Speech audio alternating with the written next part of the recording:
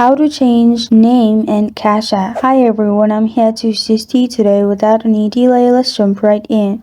First, open Cash App on your device. You will find this kind of screen pop up.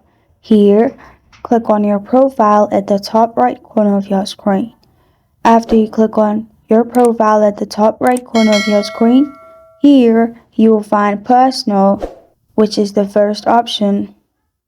After you see Personal, simply click on Personal, which will lead you to this page. In this page, click on your name, then change your name as you want and press on Done at the bottom right in your keyboard, or you can also find Save button at the top right. After you click on Save, your name will be changed in Cash App. This is how to change name in Cash App. Thank you for joining me today. If this video helps you out, please leave a like and subscribe for more. Got a question or want to suggest a topic? Comment below. Thank you for watching.